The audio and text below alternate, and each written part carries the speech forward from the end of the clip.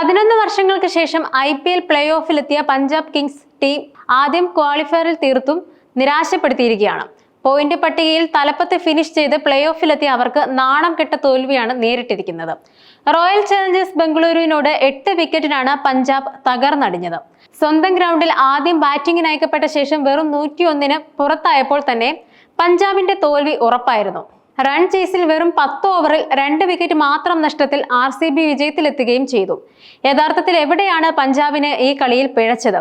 അവരുടെ തോൽവിക്ക് കാരണം എന്താണെന്ന് നോക്കാം. മുള്ളൻപൂരിലെ സ്വന്തം കാണികൾക്ക് മുന്നിൽ യഥാർത്ഥത്തിൽ പഞ്ചാബ് കിങ്സ് അർഹിച്ച തോൽവി തന്നെയാണിത്.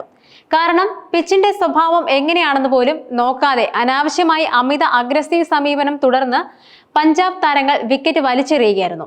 ഒന്നിനു പിറകെ ഒന്നായി വിക്കറ്റുകൾ വീണിട്ടും പഞ്ചാബ് താരങ്ങൾ പാഠം പഠിച്ചില്ലെന്നതാണ് എടുത്തു പറയേണ്ട കാര്യം. പുതുതായി ക്രീസിലേക്ക് വന്ന ഓരോ ബാറ്ററും തനിക്ക് മുമ്പ് മടങ്ങിയ ടീം അംഗത്തിന്റെ അതേ ശൈലിയിൽ RCBക്ക് വിക്കറ്റ് ദാനം ചെയ്യുകയായിരുന്നു. ഫാസ്റ്റ് ബൗളർമാർക്ക് ഈ പിച്ചിൽ നിന്നും പ്രതീക്ഷിച്ചതിനേക്കാൾ സ്വിങ്ങും ബൗൺസും എല്ലാം തുടക്കം മുതൽ ലഭിച്ചിരുന്നു.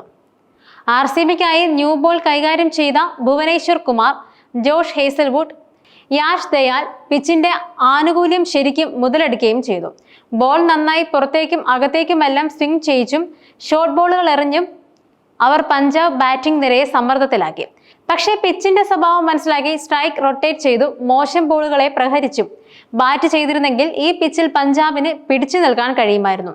പക്ഷേ ഒരാൾ പോലും അത്തരമൊരു ശ്രമം നടത്തിയില്ല.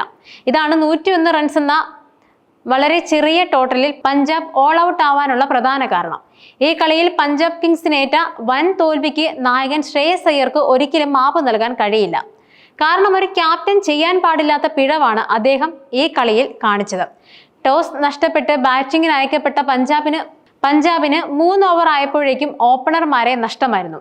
2-ാം ഓവറിൽ പ്രിയാൻഷ് ആര്യയും 3-ാം ഓവറിൽ പ്രവ് സിമ്രാൻ സിംഗുമാണ് മടങ്ങിയത്. ഇതോടെ പഞ്ചാബ് 2 വിക്കറ്റിന് 27-ലേക്ക് വീണു. ഈ സമയത്താണ് 4-ാം ഓവറിൽ ബാറ്റിംഗിനായി ശ്രേയസ് ക്രീസിലെത്തിയത്.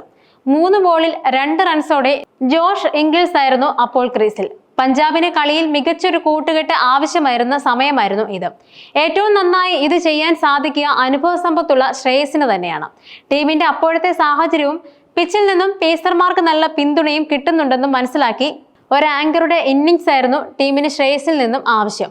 ആക്രമണത്തിന്റെ ചുമതല മറുഭാഗത്തുള്ള ഇംഗ്ലിസിനെയും ഏൽപ്പിക്കാമായിരുന്നു. പക്ഷേ ടീം ക്യാപ്റ്റനായിട്ടും ഉത്തരവാദിത്തം ഏറ്റെടുക്കാനോ ഗെയിം പ്ലാനിൽ മാറ്റം വരുത്താനോ ശ്രേയസ് തയ്യാറായില്ല. പകരം അപകടകാരിയായ പേസർ ജോഷ് ഹേസൽവുഡിനെതിരെ നേരിട്ട 3-ാമത്തെ ബോളിൽ തന്നെ ക്രീസിന് പുറത്തേക്കിറങ്ങി റിസ്കി ഷോട്ടിന് ശ്രമിച്ച് എഡ്ജായി അദ്ദേഹം വിക്കറ്റ് കളഞ്ഞു കുളിക്കുകയായിരുന്നു. നായകനെന്ന നിലയിൽ സ്വന്തം ടീമിന് വഴി കാണിക്കേണ്ടയിടത്താണ് ഇത്തരമൊരു സാഹസം കാണിച്ചത് ശ്രേയസ് തന്റെ വിക്കറ്റ് ദാനം ചെയ്തത്. കളി വെറും 4-ാം ഓവറിലേക്ക് കടക്കവേ അത്തരമൊരു ഷോട്ടിന്റെ ആവശ്യം പോലും അപ്പോഴുണ്ടായിരുന്നില്ലെന്നതാണ് യാഥാർത്ഥ്യം.